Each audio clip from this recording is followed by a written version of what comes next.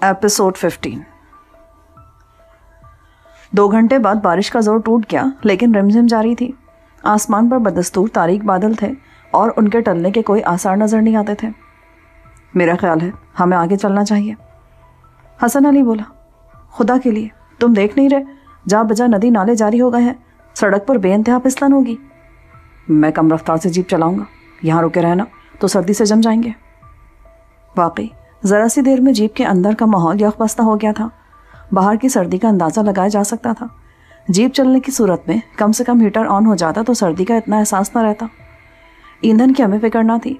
रास्ते में एक जगह ना सिर्फ जीप की टंकी फुल कराई गई थी, बल्कि पेट्रोल से भरे हुए 10 लीटर के 2 कैन भी अकबी हिस्से में रखे थे। तय हुआ कि आगे रवाना हुआ जाए। हसन अली एहतियात से जीप सड़क पर ले आया और मुस्तकिल पहले गियर में चलाने लगा। सड़क पर वाकई फिसलन हो गई थी। ज़रा सी ढलान आते ही जीप किनारे की तरफ फिसलने लगती थी। हसन अली महारत से जीप को मुस्तकिल 10-12 मील फी घंटा की रफ्तार से आगे बढ़ा रहा था। रात के 10 बज चुके थे और हम हनूस अपनी मंजिल से खासे दूर थे। दोपहर को ज़रूरत से ज़्यादा खा लेने के बाद भूख का एहसास तो नहीं था, लेकिन किसी गर्म शय की ज़रूरत शिद्दत से महसूस हो रही थी। तकरीबन आधे घंटे बाद सड़क पर एक रेस्टोरेंट का साइन बोर्ड नज़र आया। रेस्टोरेंट सड़क से ज़रा हट कर था और बज़ाहिर बंद ही नज़र आ रहा था, लेकिन हसन अली ने जीप उसकी तरफ घुमा ली। यहाँ से कोई गर्म चीज़ पीने के अलावा हम रास्ता भी मालूम कर सकते थे। रात की तारीकी में अंदाजे पर भरोसा नहीं किया जा सकता था। रेस्टोरेंट की पार्किंग तारीक थी, अलबत्ता सामने वाले हिस्से में एक बल्ब रोशन था। यहाँ कोई ना कोई था। मुस्तकिल हॉर्न देने पर मिलाकर रोशनी हुई और दरवाजे पर एक नौजवान नमूदार हुआ। छतरी लिए वो सीधा हमारी तरफ आया। जी जनाब, उसने खुशखलकी से कहा।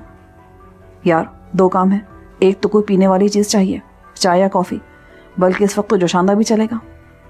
हसन बोला, मिल जाएगी। और दूसरा काम, हमें रास्ता मालूम करना है। ये ज़रा मुश्किल है, लेकिन मैं बाबा को जगाता हूँ, वो यहाँ के एक एक पत्थर से वाकिफ़ है। अंदर आ जाए। हसन ने एहतियातन इंजन चलता रहने दिया, अलबत्ता उसने चाबी निकालकर दरवाजे लॉक कर दिए थे। ऊपर के सामान को कोई ख़तरा नहीं था। रेस्टोरेंट सादा सा था। मरकज़ी हॉल में दर्जन भर मेज़ें थीं। अक़बी हिस्से में दीवारों पर खिड़कियों के बजाय शीशे थे, जिनसे यकीनन पहाड़ों का मंजर खूबसूरत नज़र आता होगा, मगर इस वक्त सिवाय तारीकी के कुछ नज़र नहीं आता था। हॉल के गोशे में एक बूढ़ा लेटा था। उसकी राइफल बता रही थी कि वो चौकीदार था, लेकिन मौसम ने उसे अंदर आने पर मजबूर कर दिया था। एक और बिछा बिस्तर ज़ाहिर कर रहा था कि नौजवान यहीं दराज था। उस जगह एक आतिशदान भी था जिसमें आग दहक रही थी। नौजवान शायद यहाँ मुलाजिम था। उसने चौकीदार को जगाया, जो खासी मुश्किल से बेदार हुआ। नौजवान उसे हमारे बारे में बताकर किचन में चला गया। बड़े मियाँ को मुकम्मल तौर पर बेदार होने में खासी देर लगी। जी साहब, हम क्या खातिर करें आपकी? हसन उसे समझाया कि हमें किस मकाम तक जाना था। बूढ़े ने बीड़ी निकाल कर सुलगाई और कुछ देर सोचता रहा, फिर बोला, हम जान गया। अभी आप इधर से निकलेगा, इसी रोड पर जाएगा। एक छोटा पुल आएगा, फिर एक बड़ा पुल आएगा। पुल के बाद 2 मील और सीधा हाथ पर रास्ता निकलेगा। आप उस पर मुड़ जाएगा, सीधा वादी तक जाएगा। रास्ते के शुरू में सफ़ेद रंग का दीवार है, जिस पर जाने का निशान बना हुआ है। समझ गया।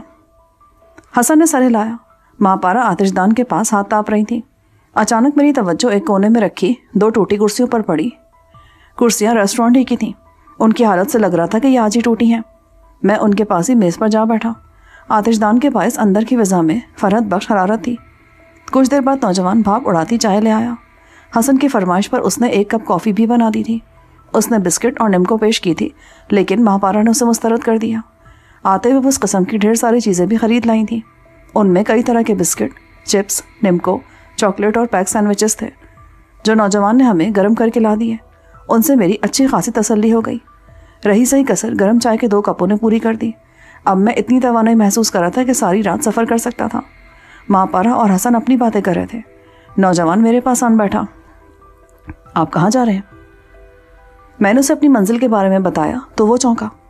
उधर तो मेरा चाचा भी रहता है, अगर किसी किस्म की खिदमत हो तो उससे ज़रूर बोलिएगा। फिर उसकी नज़र टूटी हुई कुर्सियों पर पड़ी तो उसने ज़ेरे लब कहा, था उसके बच्चे, क्या यहाँ कोई झगड़ा हो गया था? मैंने सरसरी लहजे में पूछा। उसने मुंह बनाया। 2 हरामी आए थे, बदतमीज़ी कर रहे थे। मुझे गुस्सा आ गया और मैंने जवाब दिया तो उन्होंने तोड़ फोड़ शुरू कर दी। मालिक था नहीं, वो वापस आया तो उसने भी मुझे जिम्मेदार करार दिया और कहा कि सारा नुकसान मेरी तनख्वाह से काटेगा। ये कहाँ का इंसाफ है? क्या कह रहे थे वो? किसी जीप के बारे में पूछ रहे थे कि वो तो यहाँ से नहीं गुजरी। میں نے جواب دیا, مجھے کیا معلوم, ہم یہاں کام کرتے ہیں, کوئی سارا دن گاڑیاں تھوڑی دیکھتے رہتے ہیں. کس جیپ کے بارے میں؟ میرے دل کی دھڑکنیں تیز ہونے لگی. ہلکے نیلے رنگ کی جیپ تھی جس کی سائڈوں پر گہرے نیلے رنگ سے پروں کے نشانات بنے ہوئے تھے. میں نے اپنے تاثرات پر قابو رکھا. وہ ہماری ہی جیپ کا ذکر کرا تھا. وہ کس گاڑی پر آئے تھے؟ کھٹارا سی ڈاٹسن پک اپ تھی, سفید رنگ کی. مجھے یقین ہونے لگا کہ یہ وہی پک اپ تھی جسے میں نے دیکھا تھا. اس کی فرنٹ سیٹ پر بیٹھے شخص پر مجھے ارشد باللہ کا شبہ ہوا تھا اور وہ ہمارا تعاقب کرا تھا. نشیب میں کھڑی ہونے کی وجہ سے اسے ہماری جیپ نظر نہیں آئی تھی اور وہ رکے بغیر آگے نکل گئے تھے اور بعد میں ہماری جیپ کو تلاش کرتے رہے تھے. وہ اسی ریسٹورینٹ میں آئے تھے اور نوجوان سے جھگڑے کے بعد انہوں نے بدماشی کا مظاہرہ کیا تھا. میرا شک درست تھا. یہ کہنا مشکل تھا کہ وہ ارشد باللہ ہی تھا. وہ ہماری ہی تلاش میں تھا. میں نے نوجوان کے سامنے کچھ نہیں کہا, لیکن جیسے وہ باورچی خانے میں گیا میں نے مختصر الفاظ میں حسن علی اور مہاپارا کو ساری بات بتائی. حسن چونکا. یہ ممکن نہیں ہے. اگر ارشد باللہ کسی طرح پولیس کی گرفت سے نکل بھی جاتا تب بھی وہ اسی طرح آزادی سے دندنا نہیں سکتا تھا. وہ زخمی بھی تھا. گولی نے اس کے شانے کی ہڈی توڑ دی تھی. کیا کہا جا سکتا ہے؟ ہماری پولیس گرفتار کرنے پر آئے تو زلزلے کے وائرس کو بھی مرض پھیلانے کے الزام میں گرفتار کر لے, ورنہ ہاتھی ان کے سامنے گنے کا کھیت اجاڑتا ہے. مہاپارا بے اختیار ہنس پڑی. حسن نے انہیں گھورا. اگر یوسف کا اندیشہ درست ہے تو یہ بے حد تشویشناک بات ہے. آخر وہ ہمارے پیچھے کیوں آ رہے ہیں؟ ظاہر ہے اس خاکسار کے لیے. میں نے نہ صرف ان کے عزائم کو ناکام بنا دیا بلکہ ان کے 4 بندے بھی پولیس کے ہاتھ لگے. مہاپارا نے میری تائید کی. یوسف ٹھیک کہہ رہا ہے, ہمیں مقامی پولیس سے رابطہ کرنا چاہیے. درست, اور ہمیں خود بھی محتاط رہنا ہوگا. حسن نے کہا. اسی لمحے نوجوان آ گیا. اس نے بل دے دیا. حسن نے ادائیگی کی. میں نے 200 سے الگ سے دیے. یہ اس کرسیوں والے نقصان کی تلافی کے لیے. شکریہ صاحب. نوجوان خوش ہو گیا. میں اپنے گھر کا واحد کفیل ہوں. تنخواہ کٹ جاتی تو اس مہینے میری بہن کی فیس نہ جا پاتی. وہ میٹرک کر رہی ہے. تمہارے بہن بھائی پڑھ رہے ہیں کیا؟ مہاپارا بولی. جی بیگم صاحبہ, میرا تو بچپن محنت مزدوری میں گزر گیا, لیکن اپنے بہن بھائیوں کو میں تعلیم دلوا رہا ہوں.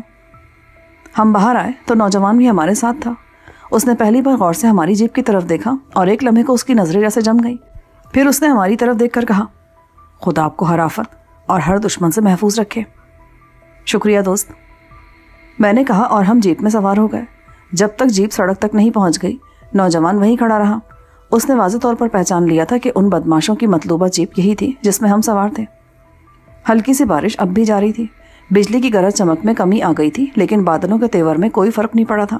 صاف لگ رہا تھا کہ بارش کا سلسلہ غیر معینہ مدت تک جاری رہے گا. ممکن ہے اس میں تیزی بھی آ جائے. تیز بارش کا پانی بہہ چکا تھا اور بہنے والے ندی نالے اپنی جان میں واپس آ گئے تھے. حسن نے جیپ کی رفتار 15-20 میل فی گھنٹہ تک رکھی تھی. ٹریفک نہ ہونے سے بھی آسانی ہو گئی تھی. 12 بجے ہم نے چھوٹا پل عبور کر لیا. مہاپارا پچھلی سیٹ پر آ گئی تھی اور ہم بوریت دور کرنے کے لیے باتیں کر رہے تھے. حسن کی تمام تر توجہ ڈرائیونگ کی طرف تھی. اچانک عقبی آئینے میں روشنی سی لہرائی. میں نے مڑ کر دیکھا.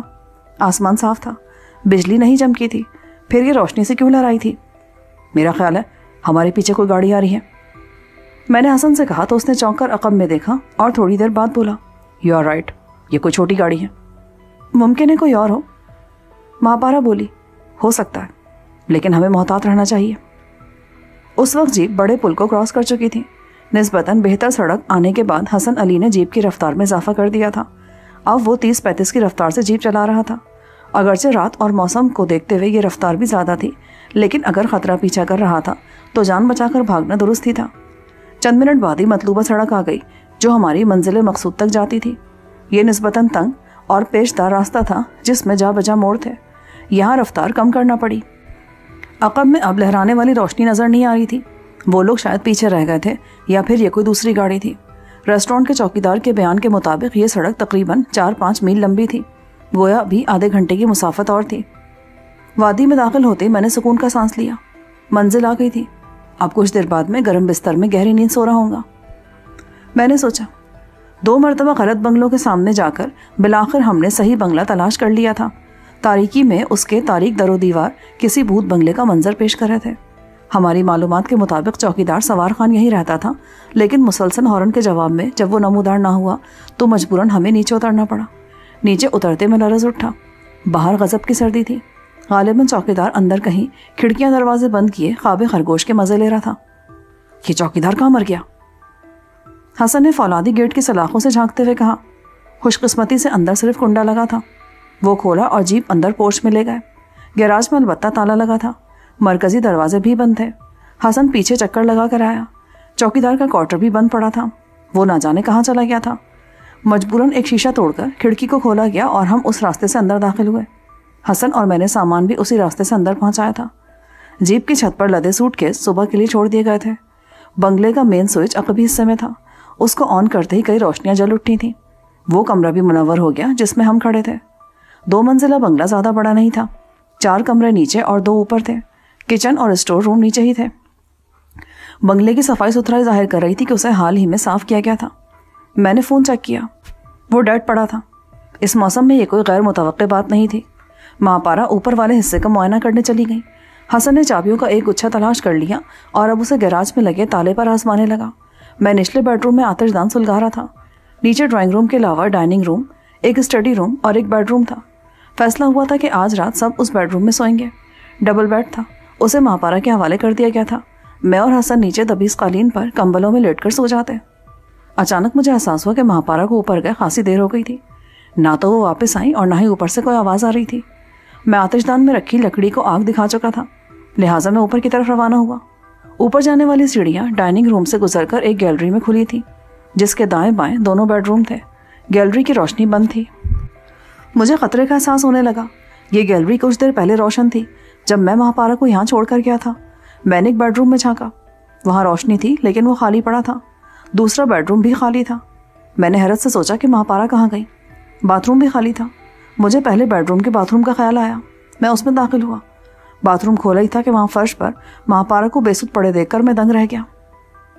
ممکن ہے میری جگہ عام حالات میں پرورش پانے والا کوئی 14 سال کا لڑکا ہوتا تو سر پر لگنے والی یہ ضرب اس کے لیے کافی ثابت ہوتی اور وہ فوراً انٹا غفیل ہو جاتا۔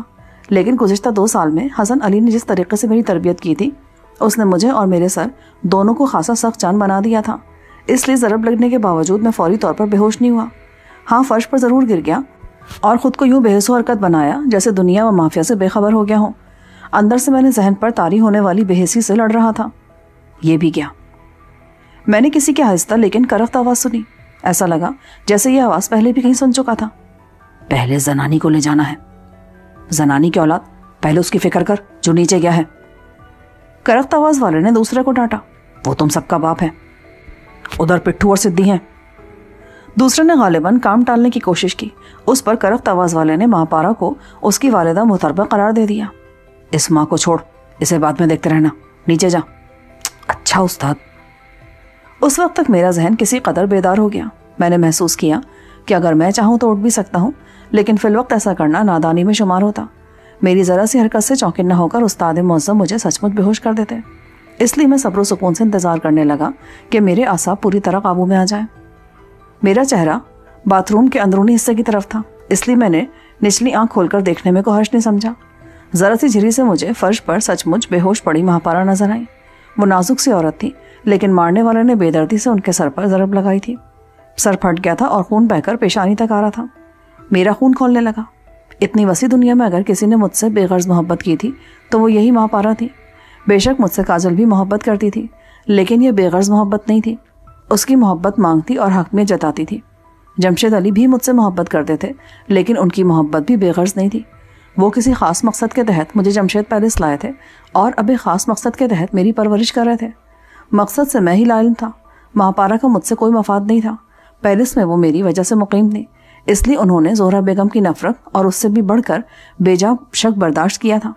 زہرا بیگم میں کھلے لفظوں میں کہنے کی ہمت تو نہیں تھی، لیکن ان کے ڈھکے چھپے لفظوں کا یہی مطلب نکلتا تھا کہ وہ ماپارا کو جمشید علی کی داشتہ سمجھتی ہیں۔ اس وقت ماپارا کو بے بسی کی حالت میں دیکھ کر میری رگوں میں دوڑنے والا خون آگ بن گیا۔ میں نے چھررے جسم کے ایک شخص کو ماپارا کے نزدیک بیٹھے دیکھا۔ اس نے چمڑے کی سرخ جیکٹ پہن رکھی تھی، اوپر اونی ٹوپی سے اس کے لمبے بال شانوں تک آ رہے تھے۔ چہرہ دوسری طرف تھا۔ پھر نظر آنے والے ہاتھوں سے ظاہر تھا کہ وہ گوری رنگت کا جوان شخص تھا۔ اس کے ہاتھ میں 38 کا شاندار سا پستول تھا۔ وہ اس کی نیلگوں نال ماپارا کی رخسار پر پھیر رہا تھا۔ ہے تو بھرپور، اس نے خود کلامی کے انداز میں کہا۔ اس کے لہجے سے چھلکتی خباثت محسوس کر کے میرا خون مزید کھولنے لگا۔ یہ خاصا وسیع و عریض اور جدید طرز کا باتھ روم تھا۔ اس میں باتھ ٹب سے لے کر اسٹیم باتھ تک سارے انتظامات تھے۔ महापारा टब के पास पड़ी थी और मुझसे उनका फासला कोई 10 फुट था। वो खबीस उनके सर के पास बैठा था। इस तरह मुझे उसका चेहरा तो नहीं, लेकिन महापारा दिखाई दे रही थी। रफ्ता रफ्ता पिस्टल की नाल चेहरे से फिसल कर नीचे जाने लगी। मैंने आंखें बंद कर ली और अपने इश्तियाल को दबाते हुए अपने ख्यालात को एक जगह मुर्तकिज करने की कोशिश करने लगा। मैंने हसन के बारे में सोचा कि क्या वो भी पकड़ा गया था। अभी तक नीचे से कोई खबर नहीं आई थी। नीचे की नफरी की तरफ से कोई रद्दअमल जाहिर ना होने की एक वजह यह भी हो सकती थी कि हसन ने उन पर काबू पा लिया था और अब खामोशी से उन्हें ठिकाने लगाने में मसरूफ था। अचानक कपड़ा चरचराने की आवाज़ ने मुझे चौंकाया। मैंने निचली आँख खफीफ से खोली। उस हरामजादे ने महापारा की कमीज सामने से फाड़ दी। एक लम्हे को मेरे दिल में ख्याल आया कि मैं उठकर उस पर टूट पड़ूं और नताइज की परवाह किए बगैर उसे जहन्नुम रसीद करने की कोशिश करूं। लेकिन हसन अली की दी हुई तरबियत मेरे काम आई। उसने मुझे दुश्मन पर फतह हासिल करने का एक ही गुर सिखाया था, चोट उस वक्त मारो जब लोहा पूरी तरह गर्म हो, वरना तुम्हारी कोशिश रायगा जाएगी। दुश्मन की पुश्त मेरी तरफ थी और अगर मैं उठकर उसकी तरफ झपटता तो दरमियानी फासला इस कोशिश को नाकाम बना सकता था। उसे पलटकर मुझे शूट करने में 1 सेकंड लगता। अपने अतवार से वो कोई छटा हुआ बदमाश दिखाई दे रहा था, असलहे और उसके इस्तेमाल से पूरी तरह आशना। मेरी इस कोशिश को एक गोली निहायत आराम से नाकाम बना देती और फिर वो महापारा के साथ कुछ भी करने के लिए आज़ाद होता। उसकी दस्तराजी के बावजूद मुझे यकीन था कि फिल वक्त महापारा की इज्जत को कोई खतरा नहीं है। जहाँ तक मेरी निगाह काम करती थी वहाँ पर कोई ऐसी शय नहीं थी जिससे मैं हथियार का काम ले सकता। बाथरूम में इस किस्म की किसी शय की गुंजाइश थी ही नहीं और बगैर किसी हथियार के उस पर हमला करना बिलाखिर खुदकुशी भी साबित हो सकता था। इसलिए मैं सब्र को उसकी आखिरी हद तक आजमाते हुए साकित लेटा रहा। फिर मेरा अंदाज़ा दुरुस्त साबित हुआ। वो उठ खड़ा हुआ। अच्छा सोनी, तुझसे कुछ देर बाद मिलेंगे। वो खड़ा हुआ तो मैंने पहली बार उसका चेहरा देखा। मैंने खुद को चौंकने से बचाया। वो वही शख्स था जिसकी झलक मुझे सफ़ेद रंग की डाटसन में नजर आई थी। वो अरशद बिल्ला से मुशाबा था। उसके नक्कुश, छरेरी जिसामत और रंगत बिल्कुल अरशद बिल्ला जैसी थी। ऐन मुमकिन था कि वो उसका भाई या कोई करीबी रिश्तेदार हो। उसे अपनी तरफ आते देखकर मैंने आंख बंद कर ली। मेरा अंदाज़ा था कि उसकी नीयत ठीक नहीं थी, इसलिए मैं पहले से तैयार हो गया। जब उसने मेरी पसली में जूते की नोक मारी तो मैं बेजान अंदाज में दूसरी तरफ लुढ़क गया। उसने 3-4 नागुफ्तन कहकर बाथरूम से बाहर का रुख किया। गालिबन मेरी तरह उसे भी तशवीश लाक हो गई थी कि नीचे क्या हो रहा है। उसके कमरे की तरफ जाते ही मैंने मौका पाकर पसली सा लाई। शुक्र है मेरा रुख दूसरी तरफ हो गया था, वरना मुझे महापारा के साथ की जाने वाली बदसलूकी का मंजर देखना पड़ता। ना चाहते हुए भी दूसरा फ़ायदा ये हुआ कि अब मैं कमरे की तरफ देख सकता था। अरशद बिल्ला का जुड़वा भाई या कोई और रिश्तेदार अब कमरे के वस्त में बेचैनी से टहल रहा था। कभी कभी वो बाथरूम की तरफ देखता तो महापारा पर नज़र पड़ते उसकी आंखें हवसज़दा हो जाती। कुछ देर बेकरारी से टहलने के बाद वो बाहर गैलरी में गया। मैं उस मौके से फ़ायदा उठाने के बारे में सोच ही रहा था कि वो दोबारा आ गया। उसने अपने आदमियों को आवाज़ नहीं दी थी, शायद इस वजह से कि कहीं हसन अली अभी तक आज़ाद हो और उसकी आवाज़ से होशियार न हो जाए। उसकी बेकरारी में हर गुजरते लम्हे इजाफा होता जा रहा था। मैं दिल ही दिल में दुआ मांग रहा था कि वो यहाँ से दफ़ा हो जाए ताकि मुझे हाथ पैर हिलाने का मौका मिले। शायद वो कबूलियत की घड़ी थी। किसी कदर तजब्जुब के बाद उसने नीचे जाने का फ़ैसला कर लिया। अपने साथियों के अब तक वापस ना आने और कोई जवाब ना मिलने की वजह से वो परेशान हो रहा था। टहलते टहलते वो रुका, फिर मेरी तरफ आया। उसके अज़ाइम भांप कर मैंने खुद को तैयार कर लिया। इस बार उसने मेरे पेट में ठोकर मारी। एक बार फिर क़यामत सी गुजर गई। दर्द की शिद्दत ने मुझे तड़पाना चाहा, लेकिन मैं ज़ब्त करके रह गया। अपना इत्मीनान करके वो खबीसुल नस्ल शख्स बाहर चला गया। उसके जाने के 1 मिनट बाद मैं चीते की तरह उठा, लेकिन किसी साल खुर्दा चीते की तरह। सर्द फर्श पर मुसलसल बेहिसो हरकत रहने से मेरे सारे रग पट्टे जंग खाई मशीन की तरह जाम हो चुके थे। मैं बमुश्किल खड़ा हुआ। इस अमल के दौरान पेट पर क़यामत बीतती रही। उसने नहायत बेदर्दी से ठोकर मारी थी। एहतियात से मैंने बाहर गैलरी में झाँका, फिर सबसे पहले दरवाज़ा अंदर से बंद किया। कुंडी लगाने के बाद उनके लिए उसे खोलना बेहद मुश्किल था। मैंने महापारा को देखा। उनकी नफ्स की हालत तसल्ली बख्श थी, लेकिन जिस्म बेहद सर्द हो रहा था। उनकी कमीज़ के फट जाने वाले हिस्से की सतरपोशी मैंने स्वेटर की जिप चढ़ा कर की और फिर उन्हें उठाकर बिस्तर पर डाल दिया।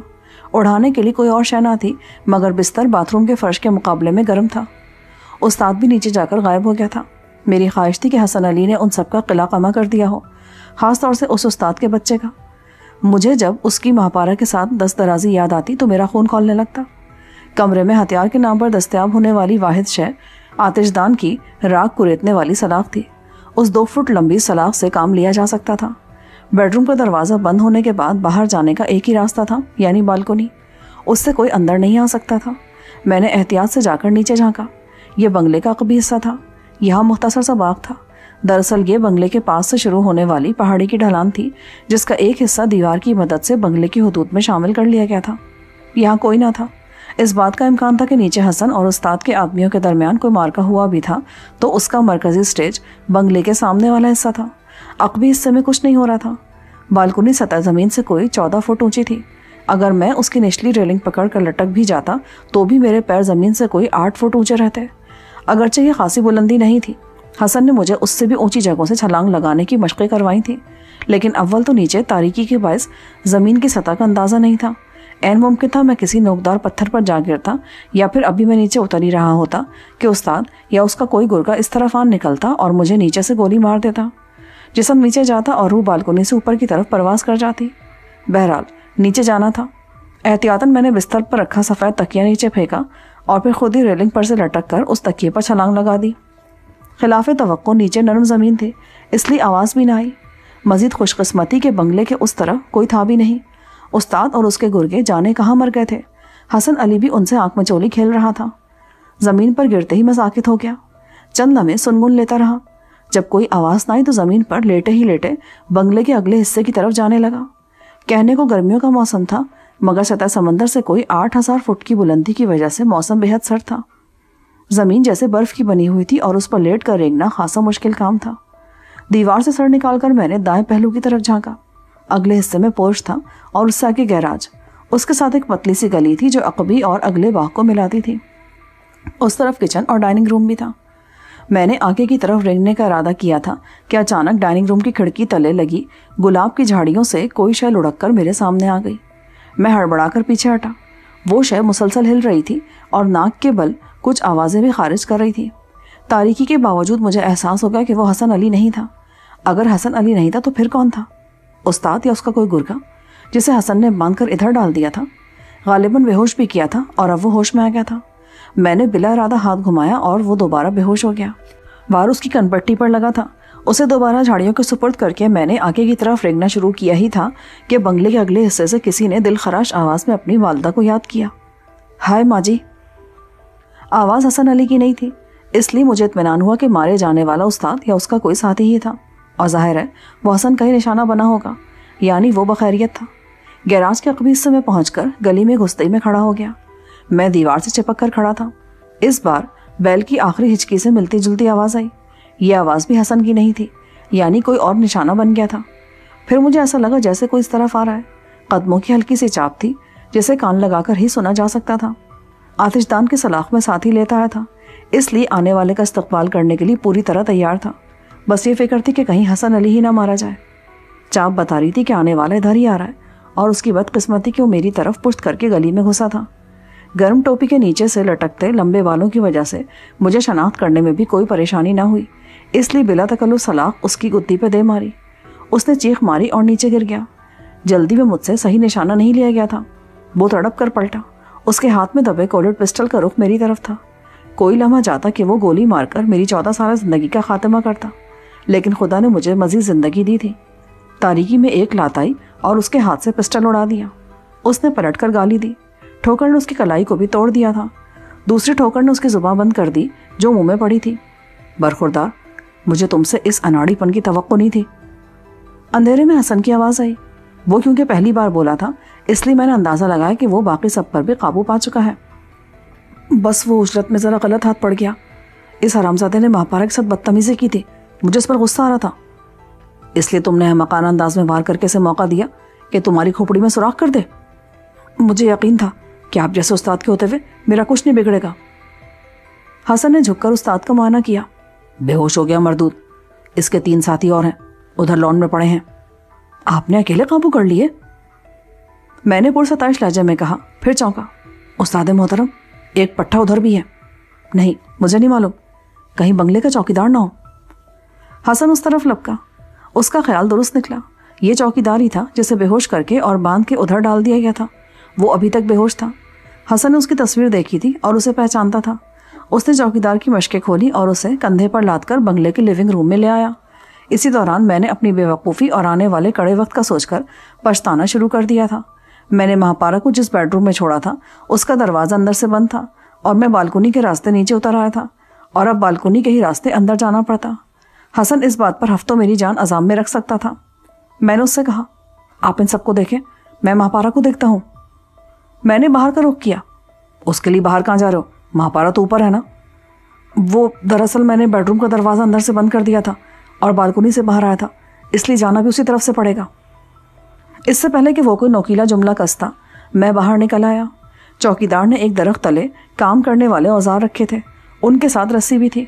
मैंने एक लोहे के अनखड़े से रस्सी बांधी और उसे उछालकर बालकनी में रेलिंग में अटका दिया और दुआ की कि ये मेरा 140 पाउंड का वजन बर्दाश्त कर ले। फिर मैं ऊपर चढ़ गया। महापारा बिस्तर पर कसमसा रही थी। उनके मुंह से कराहने की हल्की हल्की आवाज़ें बरामद हो रही थीं। मैंने बाथरूम से ग्लास में पानी लाकर उन्हें पिलाया और कुछ उनके मुंह पर छिड़का तो वो होश में आ गई। जैसे ही मुझ पर नज़र पड़ी वो मुझसे लिपट गई। मैंने उन्हें तसल्ली दी, आराम से मॉम, सब ठीक है। जिस खबीस ने आपको ज़ख्मी किया था उसे हसन ने अपने तरीके से बेहोश कर दिया है। हसन कहाँ है? उस्ताद मोहतरम उनका बंडल बना रहे हैं, मेरा मतलब उन खबीसों का जो बंगले में घुस आए थे। महापारा ने करहा कर सर का जख्म छुआ। मैं बाथरूम में गई ही थी कि किसी ने सर पे कुछ मारा। फिर उन्हें कुछ महसूस हुआ। उन्होंने जल्दी से अपनी कमीज टटोली। मैंने झेप कर निगाहें फेर ली। उस खबीस ने बदमाशी की थी, मैंने बमुश्किल कहा। महापारा शर्म और गुस्से से सुर्ख हो गई। मैंने उठकर बाथरूम के कैबिनेट खोलकर देखा, उसमें फर्स्ट एड का सामान था। मैंने पहले डिटॉल से जख्म साफ किया, फिर उस पर मरहम लगाया। टेप लगाने की गुंजाइश बालों की वजह से नहीं थी, ऊपर सर्दी थी, इसलिए हम नीचे आ गए। हसन अली ने उन चारों को भी लिविंग रूम में डाल दिया था और उनके हाथ पैर उनकी कमीज़ों से बांध दिए थे। उस्ताद का अशर मेरे सामने हुआ था। बाकी 3 की भी हालत अच्छी नहीं थी, एक का जबड़ा टूटा हुआ था। बहरहाल उनमें से कोई भी संगीन हालत में नहीं था। चौकीदार होश में आ गया था। ये मकामी शख्स था लेकिन तरबियत याफ्ता भी। उसकी ज़ुबान साफ और फौजी अंदाज की थी। मेरा अंदाज़ा बाद में दुरुस्त निकला। वो साबिक SSG कमांडो था। इसके बावजूद वो बेखबरी में मार खा गया था। एक सफ़र डाटसन पिकअप बंगले के सामने रुकी और उससे एक शख्स ने उतरकर गेट बजाया। वो किसी का पता मालूम कर रहे थे। गुल मोहम्मद ने उन्हें पता समझाया और जैसे ही गेट से अंदर आया किसी ने उसके सर पर वार करके उसे बेहोश कर दिया। उसके वहम गुमान में भी नहीं था कि कोई अकबी दीवार फांदकर बंगले में घुस आएगा। सवाल यह था कि ये थे कौन? उस्ताद मोहतरम, इस हराम सूरत को देखकर लग रहा है कि यह अरशद बिल्ला का कोई नाजायज़ रिश्तेदार है और अपनी शामत अमाल की वजह से उसका इंतकाम लेने के लिए हमारे पीछे आया है। खुशकिस्मती से मुझे गड़बड़ का एहसास हो गया था, वरना शामत इस वक्त हमारी आ रही होती। हसन का लहजा सर्द था। महापारा कहाँ है? उसकी तबीयत तो ठीक है ना? मैं ठीक हूँ। महापारा लिविंग रूम में आई। उन्होंने लिबास तब्दील कर लिया था। मुझे कॉफ़ी की ज़रूरत महसूस हो रही है। किचन कहाँ है यहाँ पे? हसन ने चौकीदार गुल मोहम्मद की तरफ देखा तो वो जल्दी से बोला, बीबी साहब आप आराम से बैठो, कॉफ़ी हम बना कर लाता है। महापारा आतिशदान के पास रखे सोफे पर बैठ गई। उन्होंने चारों को गौर से देखा, फिर अरशद बिल्ला से मुशाबा शख्स को देखकर चौंक गई। यूसुफ दुरुस्त कह रहा था, ये लोग शुरू से हमारे पीछे थे। अगर हम लंच के लिए नहीं रुकते तो शायद इनमें से किसी को हमारे बारे में पता भी न चलता। बस जनाब, ये उस्ताद मोहतरम में खाकसार की सलाहियतों को नहीं मानते। मैंने सरदा भरी, इसमें सलाहियत कहाँ से आ गई? हसन मुस्कुराकर बोला, वो तो इसने इत्तेफाकिया देख लिया था। ये नाइंसाफ़ी है। सबसे पहले तो मेरी देखने की सलाहियत ने काम किया और फिर मेरे कंप्यूटर जैसे दिमाग ने अरशद बिल्ला से मुसाबा इस शख्स को भी ताड़ लिया। ये तो है, इसने रास्ते में तुम्हें आगाह कर दिया था। ओके खातून, तुम और तुम्हारा लाडला ही सारी अकल रखते हैं। मोहतरम, आपको ये बात मुस्तक़बिल करीब में सदक़े दिल से तस्लीम करना पड़ेगी। मैंने शौक़ी से कहा तो महापारा शर्मा गई। मैंने महसूस किया कि मैं जमशेद पैलेस से निकलते हुए जितना उदास था, महापारा और हसन अली उतने ही खुश थे। शायद इसलिए कि वो पैलेस के कैद खाने से निकलकर आज़ाद फ़िज़ा में आ गए थे। यहाँ उन पर कोई निगरान नहीं था। वो जमशेद अली की निगाहों से दूर थे। साथ ही मैंने महसूस किया कि हसन अली और महापारा की मोहब्बत उस मरहले तक आन पहुँची थी कि अब वो एक दूसरे से ज़रा देर के लिए भी दूर नहीं रह सकते थे और इस मामले में उनकी तरफ से कोई फ़ैसला भी मुतवक्को था। मुमकिन है ये एहसास इतना दुरुस्त ना हो, लेकिन वो जब एक दूसरे को देखते तो उनकी निगाहों से झलकने वाले जज्बे को साफ महसूस किया जा सकता था। गुल मोहम्मद कॉफ़ी बना कर ले आया। खाना हम खा चुके थे, इसलिए उसकी खाने की पेशकश मुस्तरद कर दी। SSD का ये साबिक कमांडो हरफन मौला था। जमशेद अली ने बताया था कि वो ड्राइवर और माली होने के साथ साथ बावर्ची भी था, लेकिन हमारे जाने की सूरत में वो सिर्फ गार्ड का फ़र्ज़ अदा करेगा। बाकी कामों के लिए आर्जी मुलाजिम रखे जाएंगे। उन मुलाजमिन का बंदोबस्त गुल मोहम्मद को खुद करना था। حسن علی نے اصرار کر کے مہاپارا کو کافی کے ساتھ اسپرین دی اور پھر سونے کے لیے بھیج دیا۔ لعنت بھیجو ان پر، صبح نمٹ لینا ان سے، مہاپارا بولی۔ حسن نے نفی میں سر ہلایا۔ ان سے بات کرنا بے حد ضروری ہے، ممکن ہے ان کے اور بھی ساتھی ہوں۔